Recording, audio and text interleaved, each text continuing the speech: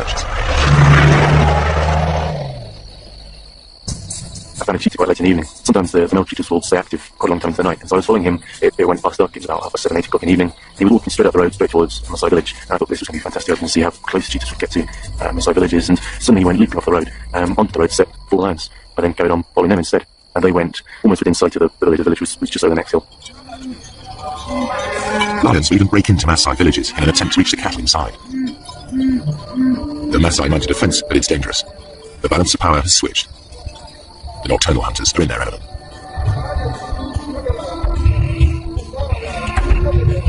There are burglars about. The guard dog is aware of the hyena, but the Masai will register its shape and lead it.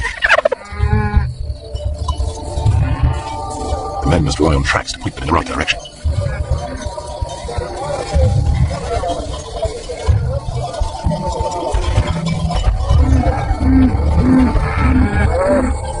During the attack, a cow was killed and dragged off. The following morning, the Masai inspect the corpse. They can easily identify the cause of death. Wringing the neck are distinctive punctures, the suffocating bite of the lion. The culprit also mauled a warrior. The wounds would quickly become infected. The tribal doctor cleans the site thoroughly, without anesthetic. The Masai cries suffering without complaint of a hole.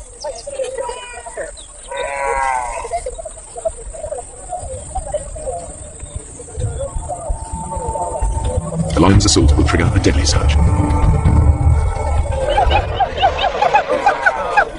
Masai warriors respond to the alarm. The young unmarried men gather. This is what they've been training for years. It's the supreme test of their stamina and self-control, and the test of their ability to bear pain without flinching. This is what they've been waiting for, just such a chase. Success will give them a passport to adulthood, the chance to find a good wife. Failure will mark them for the rest of their lives. But before they can take part, they need to demonstrate their fitness. The elders will decide who will and won't go.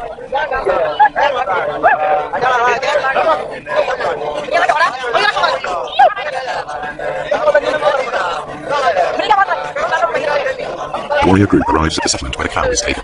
Each warrior wields a long-bladed spear. They're also armed with short double-edged swords and lethal clubs. They're all experts in the use of these weapons, against animals as well as people. In many areas, the warriors are now outlaws, but in this part of the Serengeti, their ceremonies are tolerated. Lion hunting by the Masai is illegal, but these warriors are so far from the towns, they are generally allowed to continue.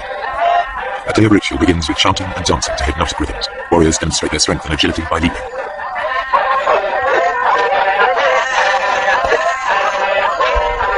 Fueled by intoxicating herbal drinks, they dance into the night. More warriors arrive from further afield, eager to be selected. Everyone is in a frenzy of anticipation.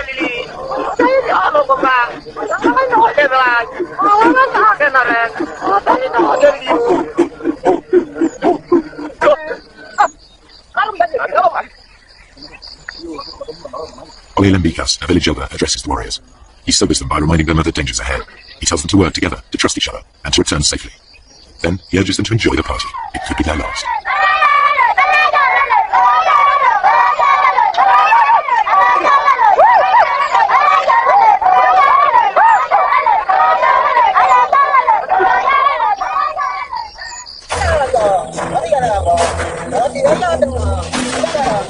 In the morning, 2 hunts unfold far apart. A lone lioness spies out towards her. Animal or human, hunters face mortal danger in the coming hours.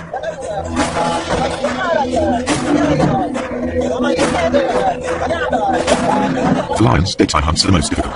For filmmakers, this is when it's easiest to film, so this is the image that's so often repeated. Prey unaware of the lioness hidden in the grass.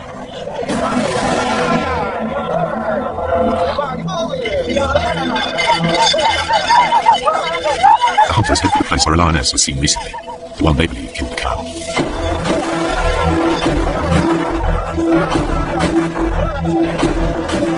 The herds are busy drinking.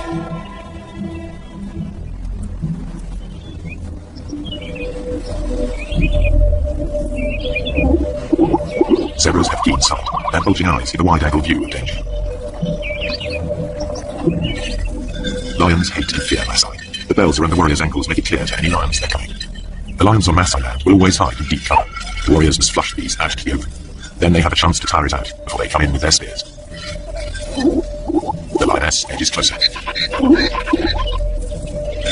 The warriors' search may last all day, covering up to 40 kilometers. The lioness's prey is within 30 meters.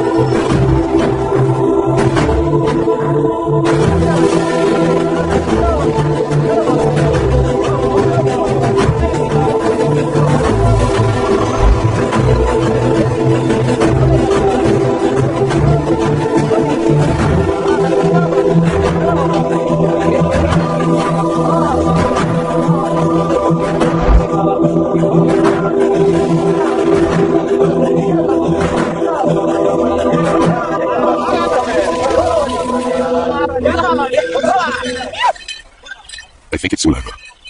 The warriors head back empty-handed. The lioness returns to collect the cub she left earlier. She hid it in long grass nearby, but the chaos of her hunt has attracted members of another pride. This is their patch, and they'll defend it.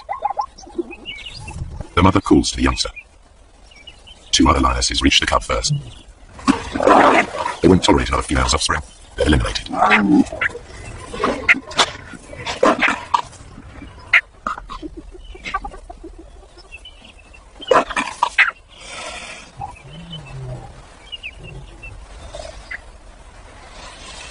This is not about hunger. The corpse is left of vultures and hyenas.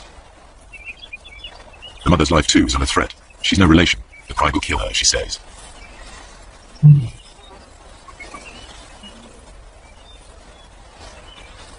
Outnumbered, without a territory of her own, she heads yet further away from the park. When lions roam, they're at risk, and so are their pursuers. What you're about to see has never been shown before. A tourist's camera videos the end of the hunt. A lion is cornered. There seems no way out.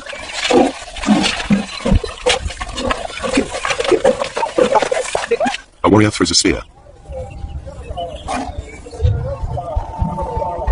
The tables are truly turned. Teeth and claws strike home. The wounded warrior continues, believing the lioness chose him as the weakest. To overcome his shame, he needs to finish her off. But even warrior pride cannot prevent the injured man collapsing into shock. Meanwhile, the lioness dies of her wounds. She's wearing a radio collar, a park lion. Two different worlds clash. The Maasai collect a trophy, the scientists collect data. Each sees the lion in a different light. It's not a romantic, like the live with wildlife kind of situation, but they never do something to the extent that if a lion is being a problem, they don't go out and try and kill every single lion that they can find in the entire area. I have great respect for tolerating this to such a great degree. In truth, the warriors have made a lethal mistake. The wrong lion has paid the price, and the outcome is nearly fatal for one Maasai. Were he to die on the spot, they would give our warriors rights and leave his bones to the night and the hyenas.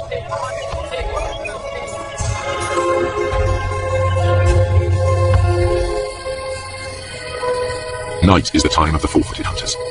Most hours are clouded over or feebly lit like faint stars. On moonless nights, the Maasai only leave the safety of their bomas in groups. But there is no safety in numbers now for the grazers of the plains. The darkest hours of the night see restless action. Animal hunters arrive in numbers never seen during the day. Spooked, the herds of wildebeest, zebra and gazelle burst into panicky runs. They fear lions and hyenas are nearby, but only the camera can see.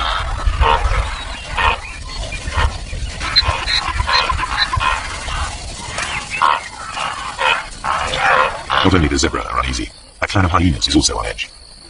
They made a kill in another clan's territory. It is long before one of the owners claims his rights. He calls for support from the other residents.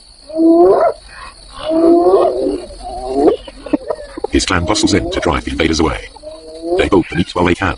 Other threats may arrive to challenge them in turn. They remain watchful. This is truly fast food. The invaders will be back to recapture their meat. You can see this clearly in infrared light. But how do the animals see in these conditions? Like all the animals here, their eyes appear to glow. A mirror-like membrane doubles the available light. Then their brains enhance the images, filling in the gaps to see detail more clearly. The newcomers soon return in force. The prize seesaws between them until it's all gone. But with so little light, even their superb night vision is challenged. This is as close as you can get to seeing through their eyes. It gives an idea of how they can operate in this dark world.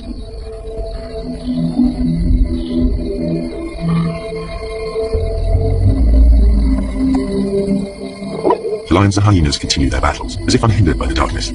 Once again, the lions have stolen the hyenas' kill, but they all appear to be able to see exactly what's going on.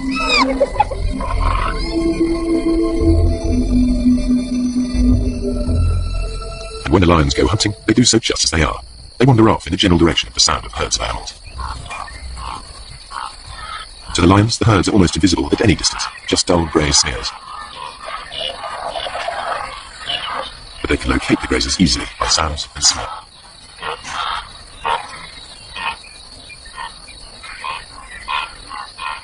Night is the only time that lions can approach undetected here on the short grass plains. You are about to see for the first time how and when the lions of the Serengeti catch most of their food.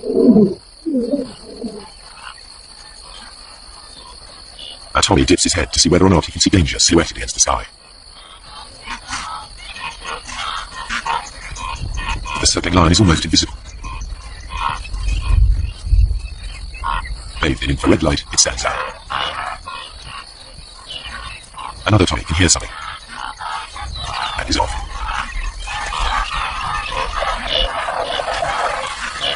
The lion's game plan is always the same. Get close to the herds, then spread out. They don't need to make any effort to hide themselves. Only their footfalls give them away. And, because they're unseen, lions are no longer at a disadvantage as they approach their quarry.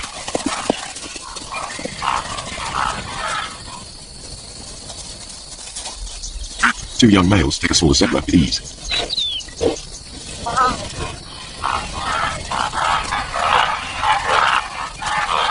A lioness gives chase. A high kick lets her quarry escape.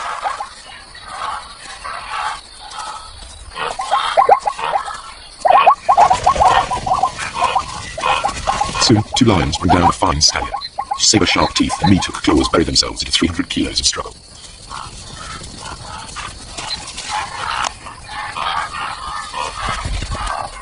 One lion grips the throat in a stranglehold, the other prepares to feed. Their ability to keep a grip on their prey in pitch darkness makes the kill possible. Everything the camera has disclosed comes together. The apparent competitors for the same food survive because there are times when one is more successful than the other. The animals hunt in different ways, by day and by night, and in differing light. These unique images show that the relationship between lions and hyenas is more complex than traditional pictures allow. The lions steal kills, and the so-called cowardly hyenas are often merely out to reclaim their prey.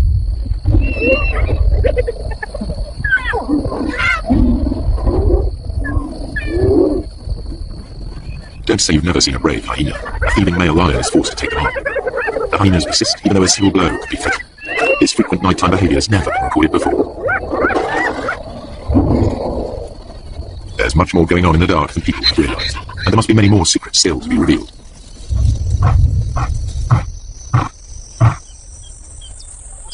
At dawn, the Maasai dismantled the thorns barricading the entries to their bomas. No lions or hyenas are to be seen outside. The killing fields of the night are transformed into places where cattle may safely graze. By day, everything is in the Maasai's favour. The cool of night and the light of the moon are ideal conditions for the hyena, a long-distance runner. But the darkest nights belong to lions, which can rely on built-in weapons and brute force. The truer picture that has emerged applies by day as well. Hyenas can kill when lions are too conspicuous, and it's the lions that are the scavengers. In the end, they don't so much compete as coexist, hunting in different ways and at different times. In the centuries that the Maasai have dwelt on the plains, they too have found a way of treading lightly on the land. Now, droughts and overpopulation bring challenges to their old ways. Within a decade, this cattle pasture will be covered with crops. Predators and herds will be gone, only preserved in the zoo-like national park. The warriors will step back into history, their culture bartered for big parts in conservation and tourism. If the Maasai have a vital lesson to teach, it is that lions give meaning and purpose to their lives, worthy adversaries for warriors. Their spears are already being beaten into plowshares. A patchwork of fields is appearing. Soon fences will spring up. Nature's carefully crafted balance of power will be outset, animals and people in conflict. The picture that emerges may be starker, but it is more realistic. And never again will you be taken in by that well-groomed imposter, posing as the king of the beasts.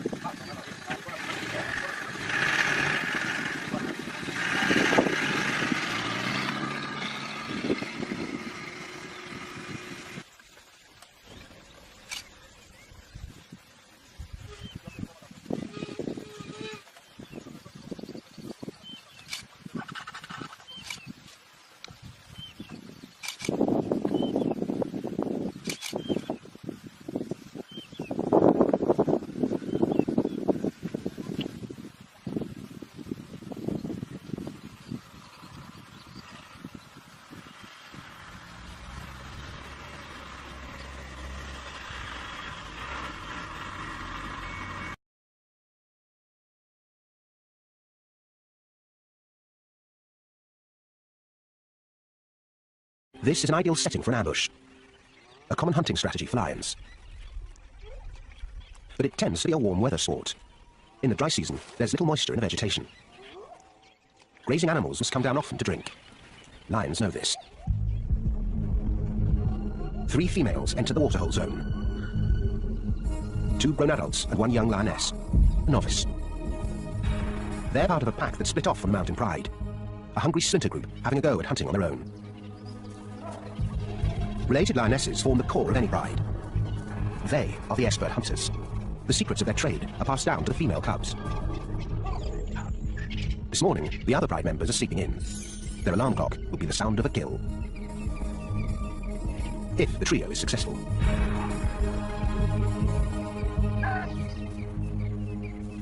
They take out their positions before any sign of prey.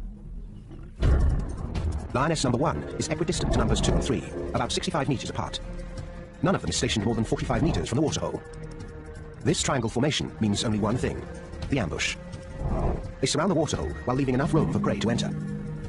Experience tells them prey will probably come from this direction, then down a hill that leads to a popular drinking spot. Now they wait. The ambush requires perfecting a vital skill: patience. 2 hours go by. Nothing. After 3 hours, a sound. Thirsty zebra, from the direction the lions expected. They stop to assess the risk before going further. Zebra have learned that danger lurks in these parts, and they're prepared. They're fast, cautious, and travel in numbers, all excellent defenses against predators. But thirst makes them vulnerable. The distance closes between hunter and hunted. Lions are fast, but only in short bursts. If they don't get close enough, their prey will outrun them. Too close, and they'll give themselves away. Any of the lionesses can start the ambush. They'll wait for the defense to make their move. Once the zebra have got close enough, here in the red zone, a lioness will strike. Suppose cat number 1 leads the charge, but fails to take down the target. Cats 2 and 3 are in strategic positions to intercept the fleeing prey. Finally, thirst trumps fear. It's all going according to plan. Until some spectators show up. Swainson's spurfowl will screech when they sense a threat. The zebra will then be alerted to the hunter's plot. This cat must remain calm, or the ambush goes up in smoke. Luckily, this older lioness knows what to do. Remaining still, she convinces them there's no danger. And the hunt is still on.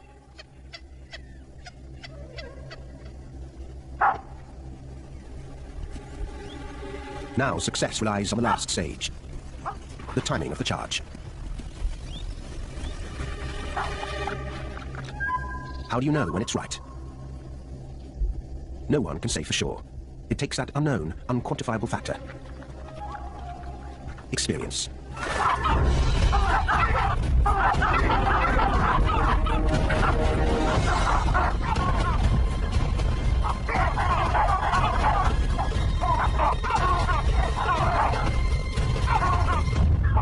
The attack ends in failure. So what went wrong? The lionesses have taken 5 hours to reach this critical point of the hunt, but it's the culmination of millions of years of pack and prey evolution that led to the outcome. In this round of the age-old game, the defense triumphed. Perhaps we should ask, what went right for them?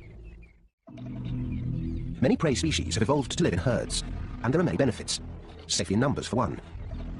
And more scouts to look out for danger. Perhaps they saw or heard the lions before the charge.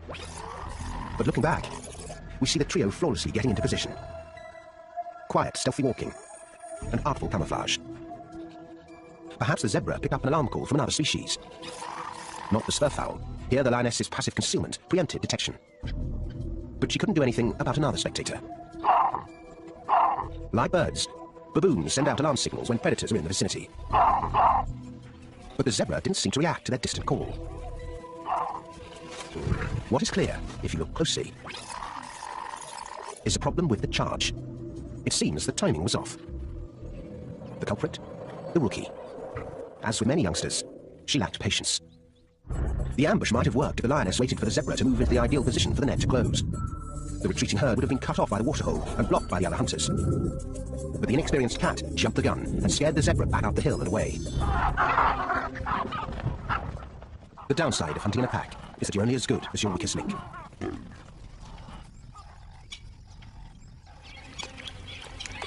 The cat's sole compensation today is a cool drink. But this wasn't a waste of precious lion time.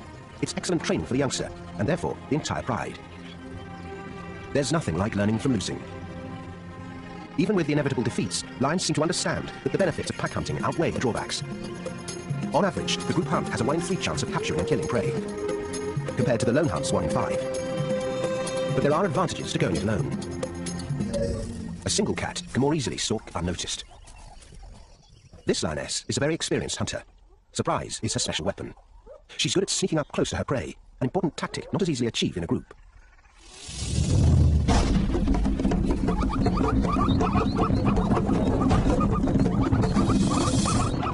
Without her perfectly adapted claws, success would be elusive. Lion claws are retractable. When a lion is on hunting, claws are kept sharp under a protective sheath. As a lion jumps on the prey's hindquarters, it releases its claws and sinks them into the flesh like hooks. The cat tugs downward, while muscle and teeth take over, finishing the job. A lone hunter can keep more of the spoils for herself, but eventually she'll have to share with some of the others. Even if she doesn't want to. Sharing is a lion thing. Most other cats are loners, but lions depend on each other. To raise their young, to defend their territory, and especially to hunt. It's their extraordinary ability to coordinate their attacks that gives them an edge. The mountain pride is skilled at the group hunt, but they're struggling. They can't seem to kill enough prey to quell their hunger. Something is getting in their way. A problem that might seem familiar to many species. Teenagers. Teenage boys. Normally, when the cubs reach 3 or 4 years, the dominant males kick them out of the pride. These elders won't tolerate sexual competition. But there are no adult males in the mountain pride. Perhaps they've died or wandered off to join other prides. As a result, the young males have stayed at home. The mothers have tried to teach them to hunt and to earn their keep, but they're mostly interested in sleeping in. These hulking teenagers have the strength and appetite of adults, but they act like cubs. The mothers and sisters must hunt more to feed themselves and all these grown boys. If the females don't kill more and bigger prey, the whole pride will be in jeopardy.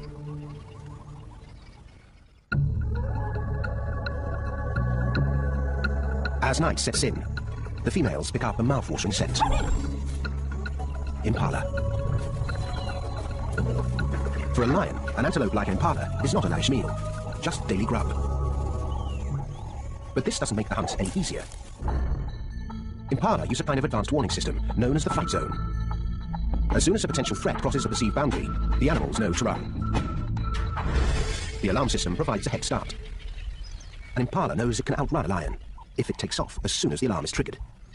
The lions must respect the flight zone, get to know it, and eventually penetrate it. They must get as close as possible to their prey without being detected. This is because lions are built for speed, not for distance. Like all cats, they stand on the balls of their paws.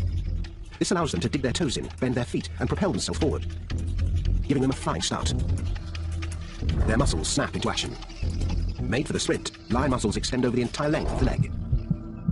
They're fueled by glycogen, a chemical that releases a concentrated burst of energy when needed.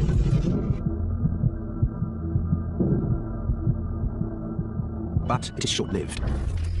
A lion may be able to hit its top speed of 60 kilometers an hour in a split second, but it can only maintain it for 90 meters. Prey like antelope or zebra have hooves that lack the bending ability of paws, so are slower off the mark. But once they get going, they can maintain their top speed for much longer.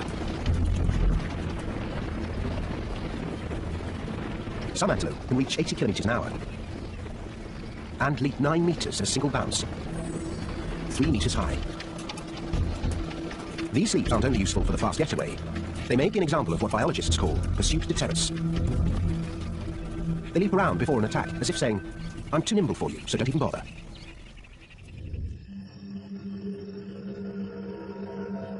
The hunters quietly slip toward the prey. Tonight, the wind comes from the east, disguising the lion's sound and scent.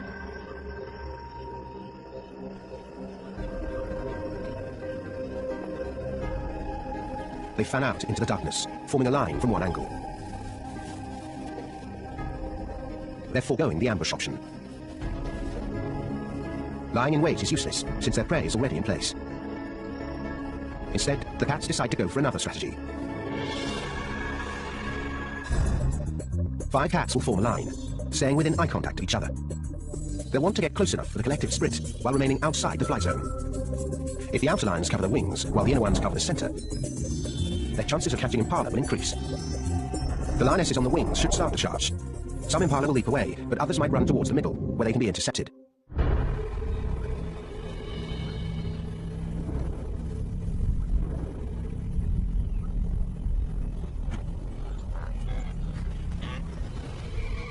The impala sense something.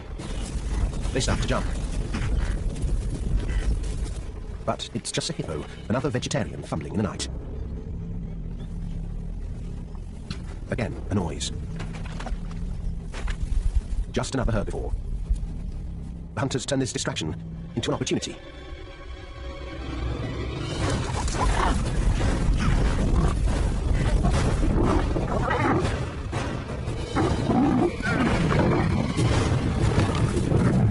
This time, it works. A stranglehold suffocates the prey. A number of important factors make this hunt a success. Firstly, the lions accomplished the task of getting close enough to the flight zone border without incident. Secondly, the lions did take up their positions as wings and centers, with a slight variation. They launched the blitz in unison, creating massive confusion, capturing an unlucky impala in the fray. Thirdly, there were major problems with the impala's defense strategy. The leaps were on display, not for the lions, but for this bystander, hardly a threat. The false alarms of the herbivores might have turned the impala complacent, discharging their leaps before they were useful. A lucky break for the lions.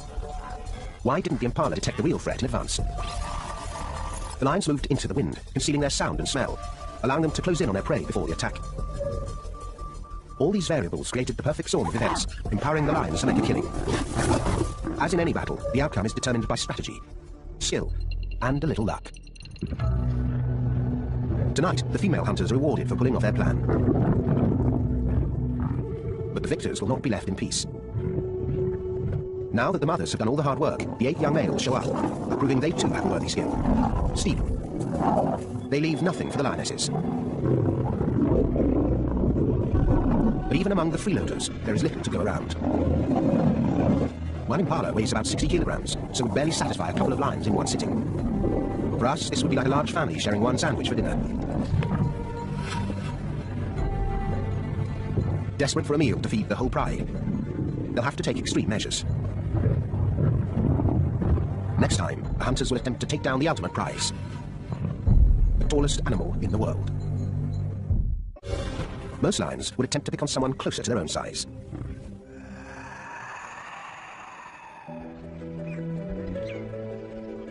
Out on the grasslands, a mother tends to her foal. It's safer here than in the dense forest. The sweeping view she has from way up high allows her to detect predators approaching from afar. Her flight zone appears to be larger than the impala's, probably because the giraffe is a slower animal and needs more time to get a head start. Through trial and error, lions know this. They also know if they penetrate this giraffe's flight zone, she won't run. She's a mother, and she will not leave her foal behind. There's no need for an ambush or blitz. Instead, the lions come up with another plan: the siege. Ideally, this tactic requires surrounding prey and pushing in. Two lions will distract the mother, while a third will sneak in and drag the foal away. The lions creep close, encircling their target, blending in. The foal gets tangled in the grass and lags behind his mother. The hunters seize the moment.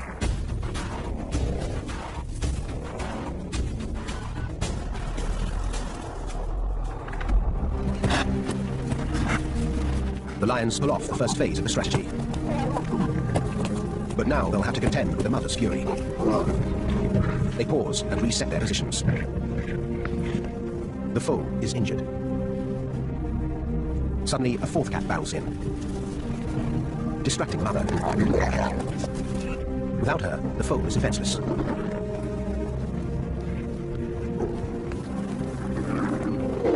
But the mother returns with a vengeance.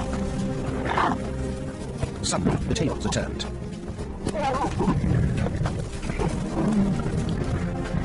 But the giraffe has made a fatal error. While lunging, a powerful hoof hits her foal. She seems to know what she's done. Perhaps fearing for her own life now, she flees. It's over.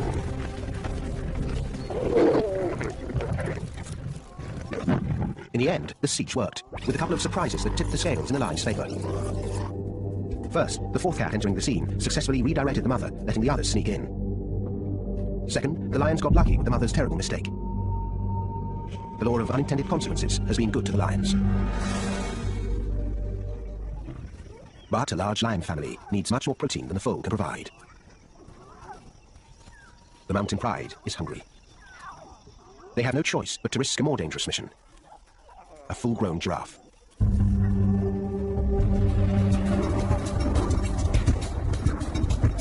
The odds are against them. How will they go after the mighty giant? They start with a move to the right location. To the edge of the mountains. Rocky terrain.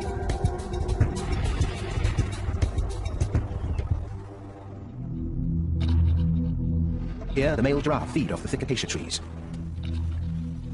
And here, they're more vulnerable to attacks. Because here, their main defense is useless. Giraffes can't easily run over the rocks. In fact, they're stumblers. Their height serves them well, except when it comes to stability. Once felled, getting back up is tough. Lions observe this. The giraffe's other excellent defense, seeing far across the grasslands, is also compromised in the forest. They can't see, and they can't run.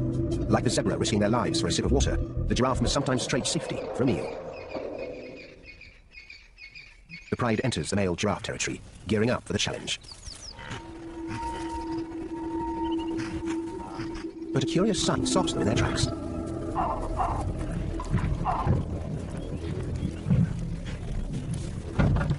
The battle of the necks. Two males wrestle to establish dominance. As they age, the bones on their skulls grow and toughen. The duel may look graceful, but a well-placed blow is like a wrecking ball crashing into the neck. A lion's life is full of surprises, but problem-solving is part of the job. They definitely can't attack two giraffe. Maybe such a duel can be turned to their advantage. Surely the contenders will be exhausted after fighting. By the end of the day, the winner is declared. He can take a break. But the giraffe that loses the contest is in jeopardy of losing even more. The lions trail their quarry behind the shield of darkness.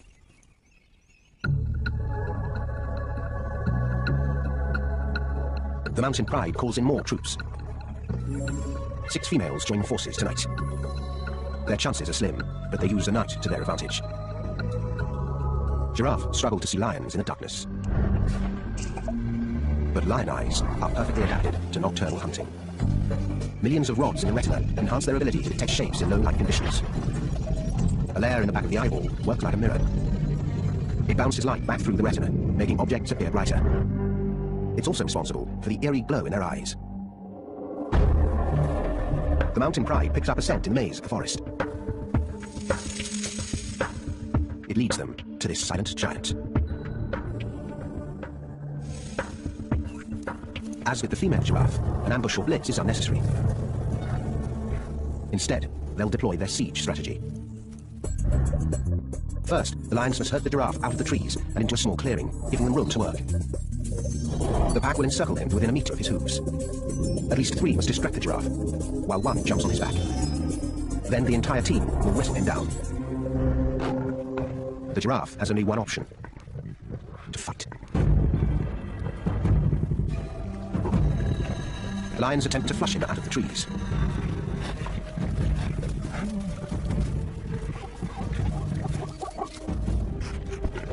In the clear, they circle their prey, right under his hooves.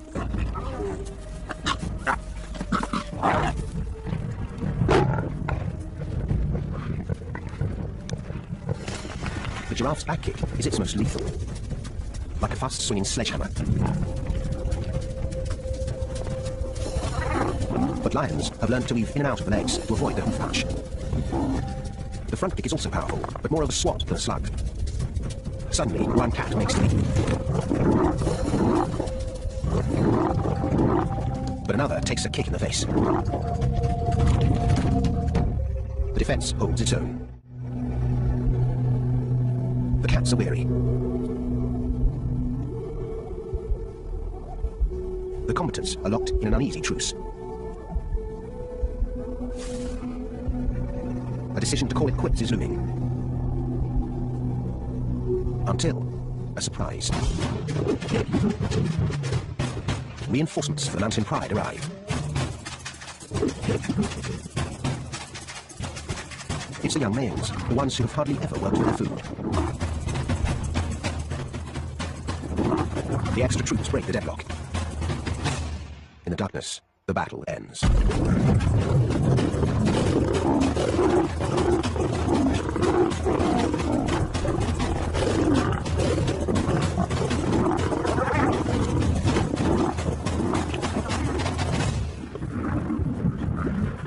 Finally, the young males earn their meal, the hard way. Let's take a second look and examine what worked for the lions. 1. They found the right spot for hunting giraffe, in rocky terrain with no place for the prey to run. 2. They made their move at night, when giraffe can hardly see lions approaching. 3. After herding the giraffe into a small clearing, they closed in almost directly under him, avoiding his kick, at least for a while. 4. A few cats distracted the giraffe, while 1 jumped on his back. This first attack may have seemed premature, but it contributed to tiring out the giraffe in the long run. 5. Remember the lioness who received the blow? In slow motion, we can see she actually twists her body backward, avoiding the thrust of the kick. This acrobatic defense allowed her to avoid an injury and stay in the fight. 6. If you look closely, you'll see rotation. Some lions moved in while others retreated. They were tired, but would have been exhausted if they hadn't taken turns. Lastly, and perhaps most importantly, the teenage males entered the arena. The extra muscle enabled them to control the game and defeat the giraffe.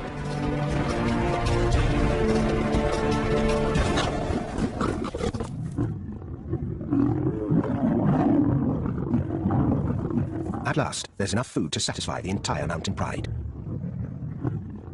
It seems the young males are finally understanding the power of the pack.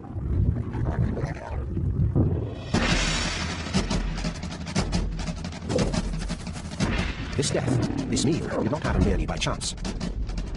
There are many tiny variables reacting off one another that determine the outcome of the battle. The mastery of perfect timing, the fine-tuning of sensory skills, the fervent dance of defense. But it is this power of cooperation that has worked the lion's advantage.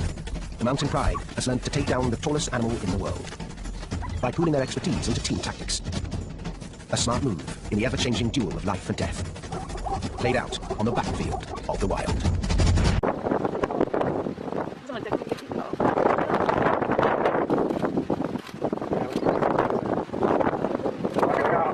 Oh my goodness! Oh my God!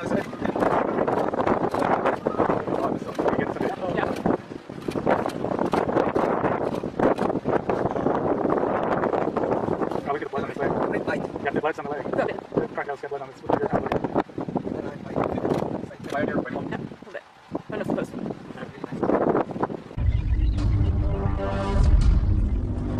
Lions are cooperative hunters. To bring down prey almost 4.5 times their size, they need to work together. But that's not what Christophe and Natalie Roux witnessed during a trip to South Africa's Kruger Park. I woke up early in the morning so we can drive. As I was driving at the corner of my eyes, I've seen that thing jumping. It's a lone lioness trying to take on an injured buffalo. So we are very, very excited. Almost panicking, looking around for the camera.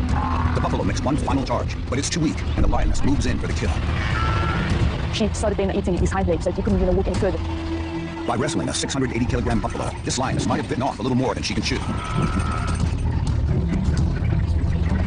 I actually thought that you wouldn't be able to take down that big buffalo. She's trying to wrestle the buffalo onto its side to expose the neck and belly. But this is a job suited for at least 3 specialized hunters. I thought that, the pride would come along or other lionesses, just to help her, but maybe an hour later we realized that she's wanting to take this buffalo down all by herself. Even though it's injured, the buffalo is still a force to be reckoned with. She took it very cautiously.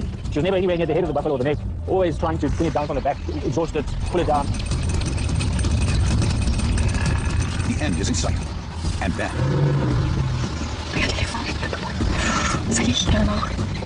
Elephants don't like lions much at all. They will take any opportunity to chase them off and disturb them if they can.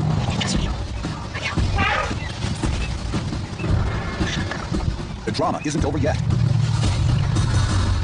You would think that the elephant would just carry on walking.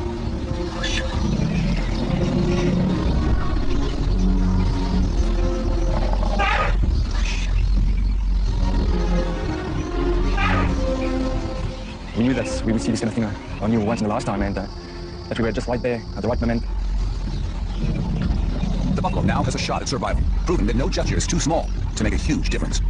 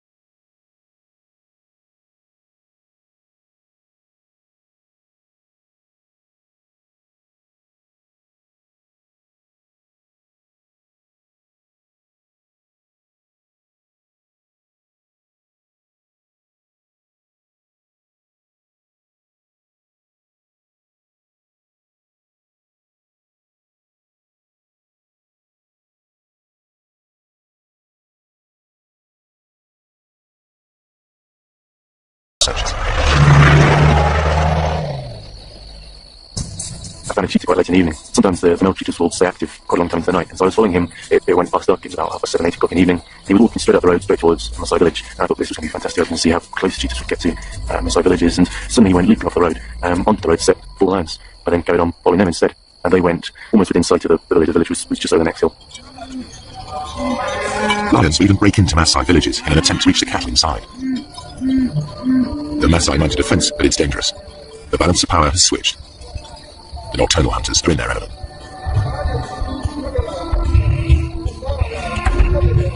There are burglars about. The guard dog is aware of the hyena, but the Maasai will register its shape and lead in. The men must rely on tracks to point them in the right direction.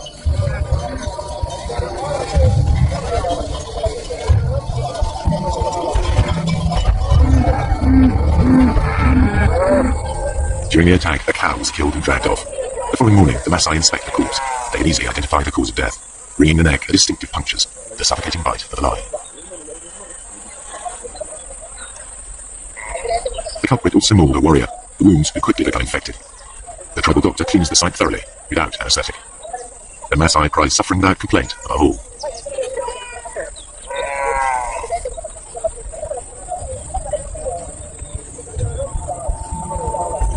The lion's assault will trigger a deadly surge. Maasai warriors respond to the alarm. The young unmarried men gather. This is what they've been training for years. It's the supreme test of their stamina and self-control, and the test of their ability to bear pain without flinching. This is what they've been waiting for, just such a chase. Success will give them a passport to adulthood, a chance to find a good wife. Failure will mark them for the rest of their lives. But before they can take part, they need to demonstrate their fitness. The elders will decide who will and won't go.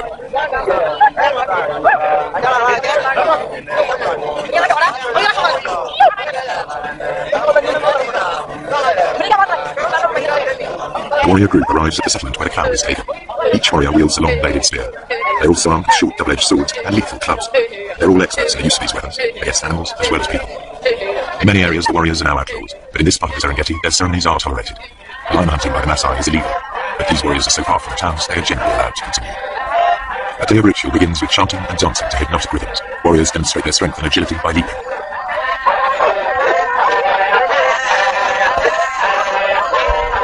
Fueled by intoxicating herbal drinks, they dance into the night. More warriors arrive from further afield, eager to be selected. Everyone is in a frenzy of anticipation.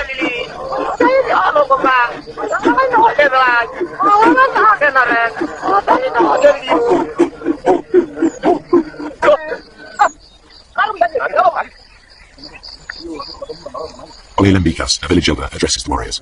He sobers them by reminding them of the dangers ahead. He tells them to work together, to trust each other, and to return safely. Then he urges them to enjoy the party. It could be their last.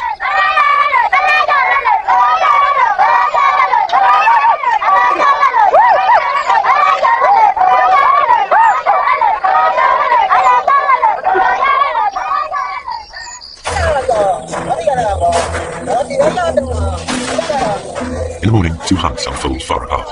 A lone lioness spies out towards them. Animal or human, hunters face mortal danger in the coming hours.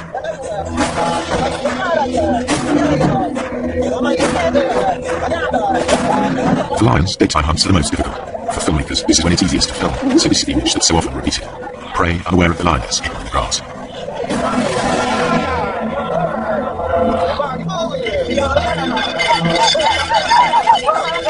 The hunters head for the place where a lioness was seen recently, the one they believe killed the cow.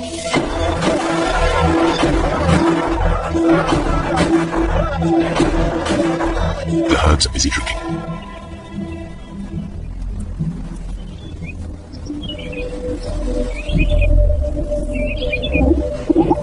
Zebras have keen sight. Their bulging eyes give a wide-angle view of danger. Lions hate and fear Maasai. The bells around the warriors' ankles make it clear to any lions they're coming. The lions on Maasai land will always hide in deep cover. The warriors must flush these out to the open. Then they have a chance to tire it out before they come in with their spears. The lioness edges closer. The warriors' search may last all day, covering up to 40 kilometers. The lioness's prey is within 30 meters.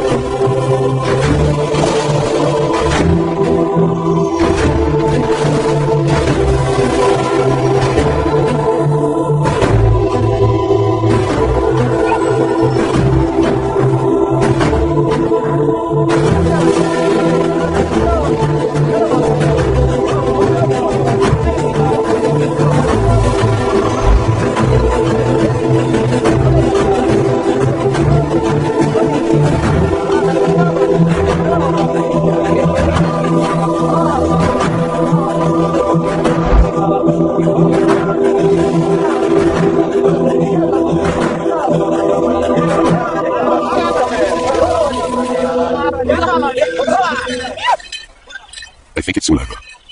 The warriors head back empty-handed. The lioness returns to collect the cub she left earlier.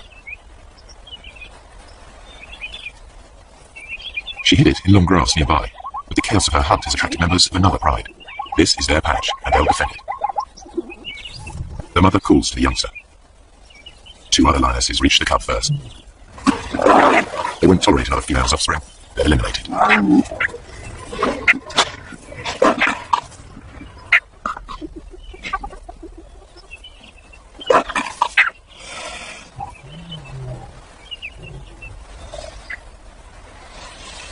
This is not about hunger. The corpse is left of vultures and hyenas. The mother's life too is under threat. She's no relation. The pride will kill her, she says.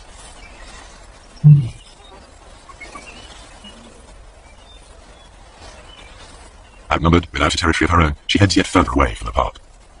When lions roam, they're at risk, and so are their pursuers. What you're about to see has never been shown before.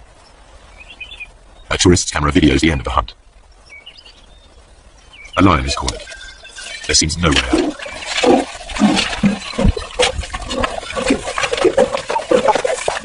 A warrior throws a spear.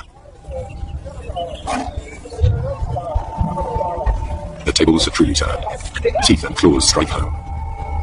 The wounded warrior continues, believing the lioness chose him as the weakest. To overcome his shame, he needs to finish her off. But even warrior pride cannot prevent the injured man collapsing into shock. Meanwhile, the lioness dies of her wounds. She's wearing a radio collar, a park lion. 2 different worlds clash. The Maasai collect a trophy, the scientists collect data. Each sees the lion in a different light. It's not a romantic, like to live with wildlife kind of situation, but they never do something to the extent that if a lion is being a problem, they don't go out and try and kill every single lion that they can find in the entire area.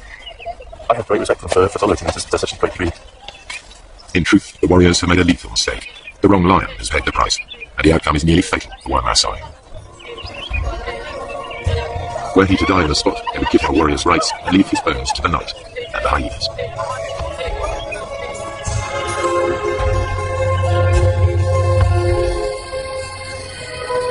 Night is the time of the 4-footed hunters. Most hours are clouded over or feebly lit like faint stars.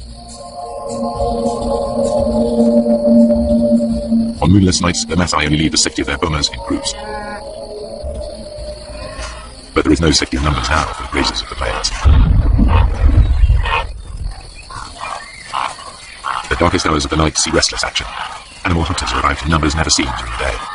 Spooked, the herds of wildebeest, zebra and gazelle burst into panicky runs. They fear lions and hyenas are nearby, but only the camera can see them.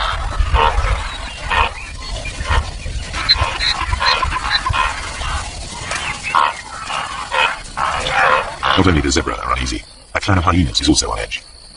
They made a kill in another clan's territory. It isn't long before one of the owners claims his rights. He calls for support from the other residents. His clan bustles in to drive the invaders away. They bolt the meat while they can. Other threats may arrive to challenge them in turn. They remain watchful. This is truly fast food. The invaders will be back to recapture their meat. You can see this clearly in infrared light. But how do the animals see in these conditions? Like all the animals here, their eyes appear to glow. A mirror-like membrane doubles the available light. Then their brains enhance the images, filling in the gaps to see detail more clearly. The newcomers soon return in force. The prize seesaws between them until it's all gone. But with so little light, even their superb night vision is challenged. This is as close as you can get to seeing through their eyes. It gives an idea of how they can operate in this dark world.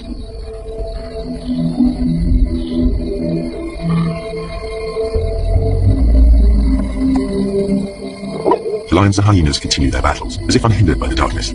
Once again the lions have stolen the hyenas' kill, but they all appear to be able to see exactly what's going on.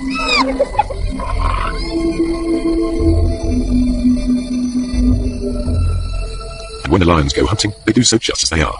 They wander off in the general direction of the sound of herds of animals. To the lions, the herds are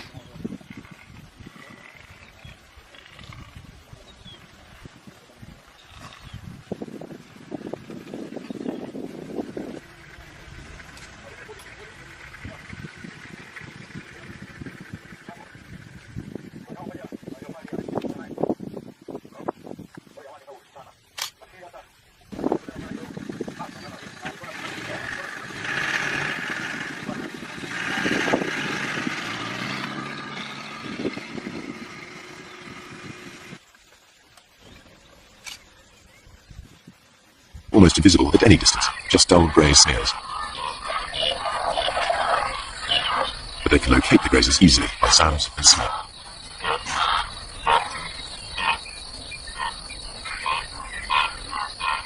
Night is the only time that lions can approach undetected here on the short grass plains.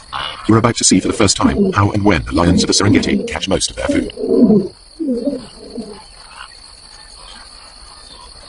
Now Tommy dips his head to see whether or not he can see danger silhouetted against the sky. The circling line is almost invisible. Bathed in infrared light, it stands out. Another Tommy can hear something. And is off.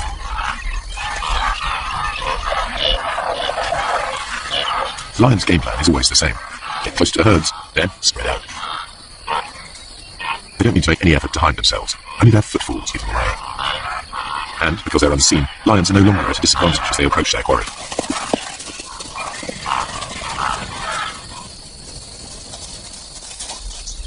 Two young males take a smaller zebra with ease.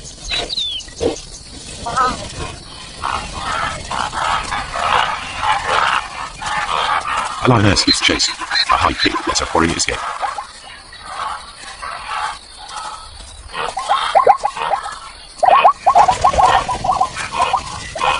Soon, two lions bring down a fine stallion. Saber-sharp teeth and meat-hook claws bury themselves into 300 kilos of struggle.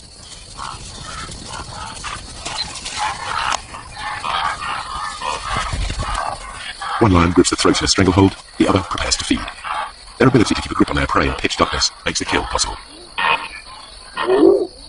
Everything the camera has disclosed comes together. The apparent competitors for the same food survive because there are times when one is more successful than the other. The animals hunt in different ways, by day and by night, and in differing light. These unique images show that the relationship between lions and hyenas is more complex than traditional pictures allow. The lions steal kills, and the so-called cowardly hyenas are often merely out to reclaim their prey.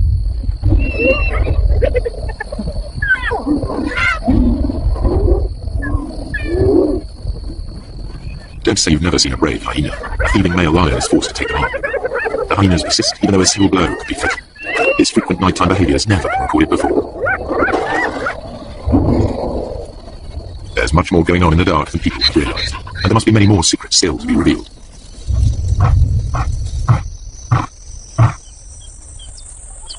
At dawn, the Maasai dismantled the thorns barricading the entries to their bomas. No lions or hyenas are to be seen outside. The killing fields of the night have transformed into places where cattle may safely graze. By day, everything is in the Maasai's favour. The cool of night and the light of the moon are ideal conditions for the hyena, a long-distance runner. But the darkest nights belong to lions, which can rely on built-in weapons and brute force. The truer picture that has emerged applies by day as well. Hyenas can kill when lions are too conspicuous, and it's the lions that are the scavengers. In the end, they don't so much compete as coexist, hunting in different ways and at different times. In the centuries that the Maasai have dwelt on the plains, they too have found a way of treading lightly on the land. Now, droughts and overpopulation bring challenges to their old ways. Within a decade, this cattle pasture will be covered with crops. Predators and herds will be gone, only preserved in the zoo-like national park. The warriors will step back into history, their culture bartered for big parts in conservation and tourism. If the Maasai have a vital lesson to teach, it is that lions give meaning and purpose to their lives. worthy adversaries for warriors. Their spears are already being beaten into plowshares. A patchwork of fields is appearing. Soon fences will spring up. Nature's carefully crafted balance of power will be outset, animals and people in conflict. The picture that emerges may be starker, but it is more realistic. And never again will you be taken in by that well-groomed imposter, posing as the king of the beasts.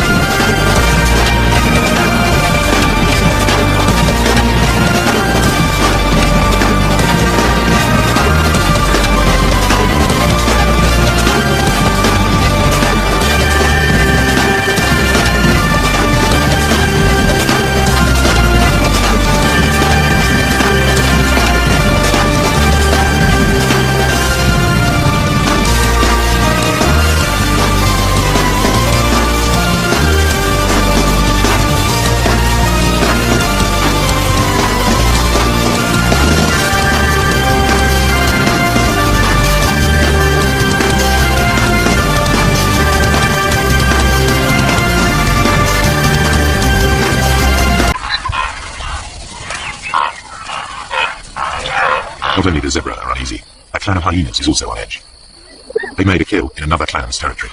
It is long before one of the owners claims his rights. He calls for support from the other residents. His clan bustles in to drive the invaders away. They bolt the meat while they can. Other threats may arrive to challenge them in turn. They remain watchful. This is truly fast food. The invaders will be back to recapture their meat. You can see this clearly in infrared light. But how do the animals see it in these conditions? Like all the animals here, their eyes appear to glow. A mirror-like membrane doubles the available light. Then their brains enhance the images, filling in the gaps to see detail more clearly. The newcomers soon return in force. The prize seesaws between them until it's all gone. But with so little light, even their superb night vision is challenged. This is as close as you can get to seeing through their eyes. It gives an idea of how they can operate in this dark world.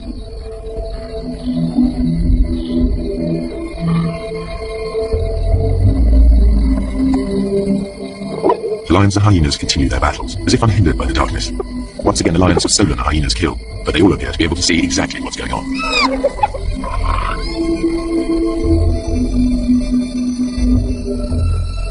And when the lions go hunting, they do so just as they are. They wander off in the general direction of the sound of herds of animals. To the lions, the herds are almost invisible at any distance, just dull grey smears. But they can locate the grazers easily by sounds and smell.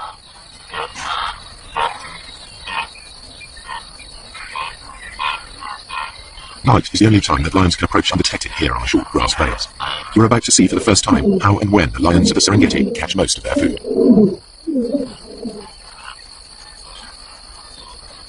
Tommy dips his head to see whether or not he can see danger silhouetted against the sky. The circling line is almost invisible. Bathed in infrared light, it stands out. Another Tommy can hear something. And is off.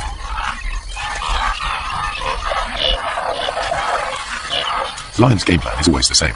Get close to the herds, then spread out. They don't need to make any effort to hide themselves. Only their footfalls give them away. And, because they're unseen, lions are no longer at a disadvantage as they approach their quarry.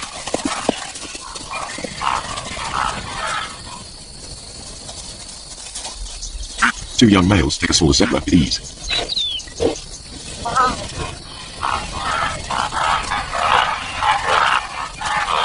A lioness gives chase. A high kick lets her quarry escape.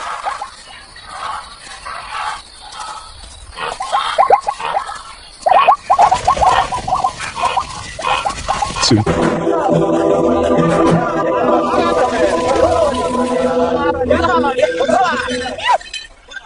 They think it's all over. The warriors head back empty-handed. The lioness returns to collect the cub she left earlier. She hid it in long grass nearby, but the chaos of her hunt has attracted members of another pride. This is their patch, and they'll defend it. The mother calls to the youngster. 2 other lionesses reach the cub first. They won't tolerate another female's offspring. They're eliminated.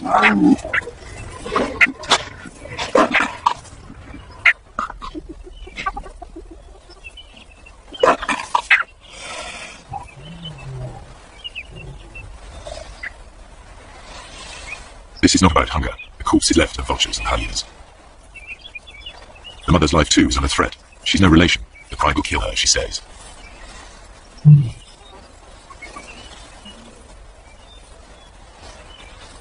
Outnumbered, without a territory of her own, she heads yet further away from the park. When lions roam, they're at risk, and so are their pursuers. What you're about to see has never been shown before. A tourist's camera videos the end of the hunt. A lion is cornered. There seems no way out.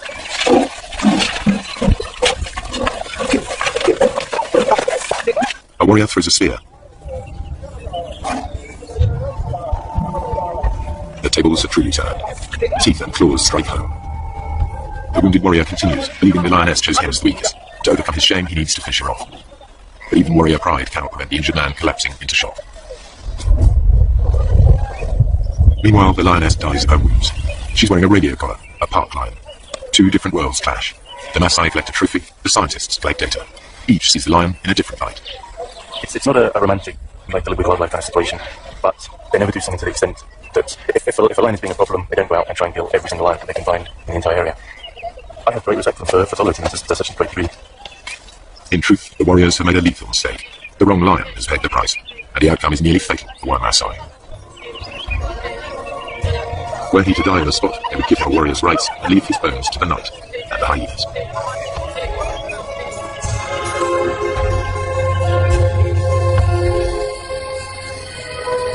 Night is the time of the 4-footed hunters. Most hours are clouded over or feebly lit like faint stars. On moonless nights, the Maasai only leave the safety of their bomas in groups. But there is no safety in numbers now for the grazers of the plains. The darkest hours of the night see restless action. Animal hunters are about in numbers never seen during the day.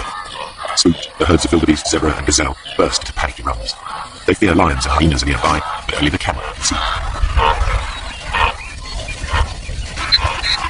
2 lions bring down a fine stallion. Saber-sharp teeth and meat-hook claws bury themselves into 300 kilos of struggle.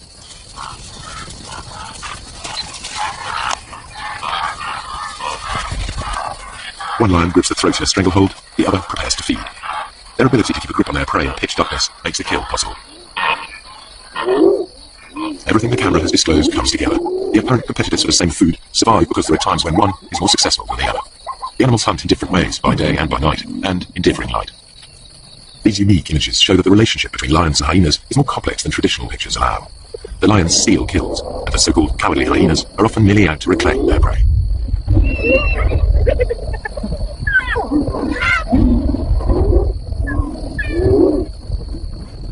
Don't say you've never seen a brave hyena. A thieving male lion is forced to take them on. The hyenas persist even though a single blow could be fatal. Its frequent nighttime behavior has never been recorded before. There's much more going on in the dark than people have realized, and there must be many more secrets still to be revealed.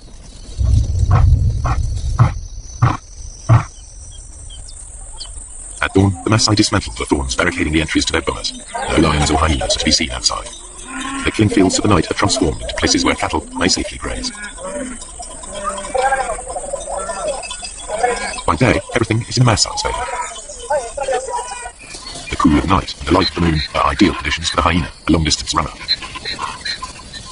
But the darkest nights belong to lions, which can rely on built-in weapons and brute force. The truer picture that has emerged applies by day as well. Hyenas can kill when lions are too conspicuous, and it's the lions that are the scavengers. In the end, they don't so much compete as coexist, hunting in different ways and at different times. In the centuries that the Maasai have dwelt on the plains, they too have found a way of treading lightly on the land. Now, droughts and overpopulation bring challenges to their old ways. Within a decade, this cattle pasture will be covered with crops. Predators and herds will be gone, only preserved in a zoo-like national park. The warriors will step back into history, their culture bartered for bit parts in conservation and tourism. If the Maasai have a vital lesson to teach. It is that lions give meaning and purpose to their lives, worthy adversaries for warriors. Their spears are already being beaten into plowshares. A patchwork of fields is appearing. Soon fences will spring up. Nature's carefully crafted balance of power will be outset, animals and people in conflict. The picture that emerges may be starker, but it is more realistic. And never again will you be taken in by that well-groomed imposter, posing as the king of the beasts.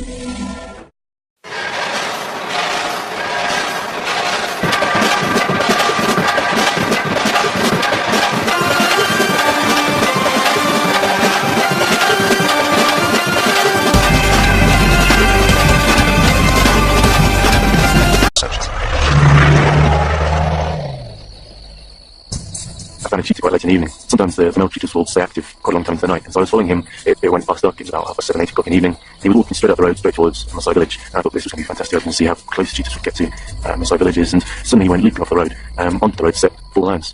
I then carried on following them instead, and they went almost within sight of the village. The village was just over the next hill. Lions will even break into Maasai villages in an attempt to reach the cattle inside. The Maasai mounted a fence, but it's dangerous. The balance of power has switched. The nocturnal hunters are in their element.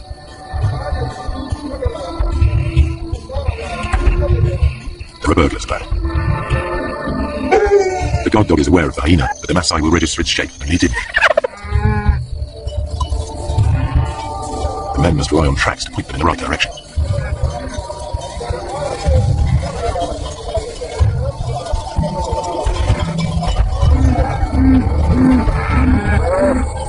During the attack, a cow was killed and dragged off.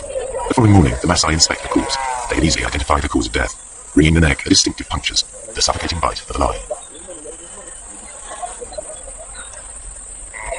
The culprit also mauled a warrior. The wounds would quickly become infected. The tribal doctor cleans the site thoroughly, without anesthetic. The Maasai cries suffering without complaint above all.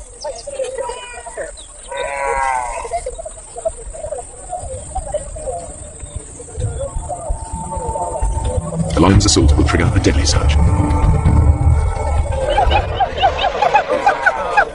Maasai warriors respond to the alarm. The young unmarried men gather. This is what they've been training for years.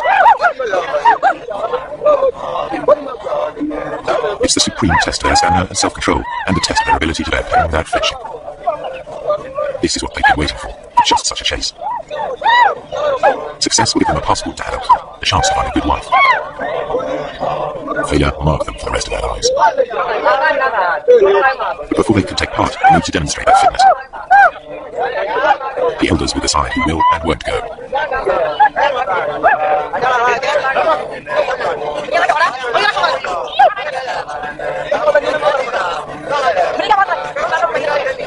The warrior group arrives at the settlement where the cow is taken. Each warrior wields a long-bladed spear. They're also armed with short double-edged swords and lethal clubs. They're all experts in the use of these weapons, against animals as well as people. In many areas, the warriors are now outlaws, but in this part of the Serengeti, their ceremonies are tolerated. Lion hunting by the Maasai is illegal, but these warriors are so far from the towns, they are generally allowed to continue. A day of ritual begins with chanting and dancing to hypnotic rhythms. Warriors demonstrate their strength and agility by leaping.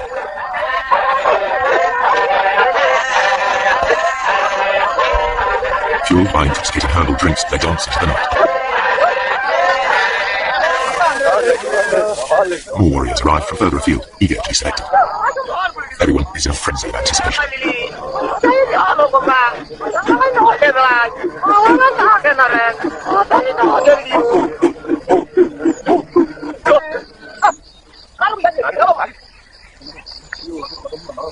Ole Lembikas, a village elder, addresses the warriors. He sobers them by reminding them of the dangers ahead. He tells them to work together, to trust each other, and to return safely. Then he urges them to enjoy the party. It could be their last.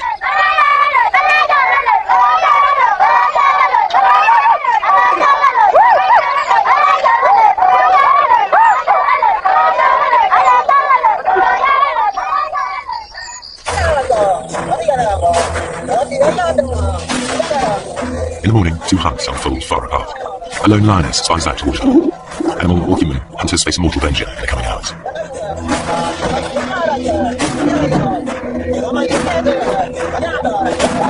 For lions, daytime hunts are the most difficult. For filmmakers, this is when it's easiest to film, so this is the image that's so often repeated. Prey unaware of the lioness hidden in the grass.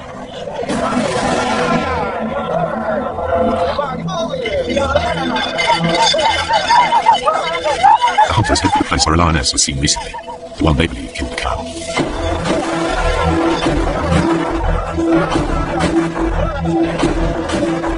The herds are busy drinking.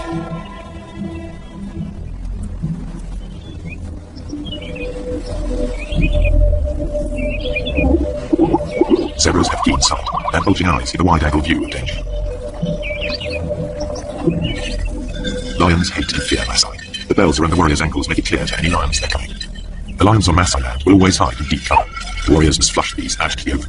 Then they have a chance to tire it out before they come in with their spears. The lioness edges closer. The warriors' search may last all day, covering up to 40 kilometers. The lioness's prey is within 30 meters.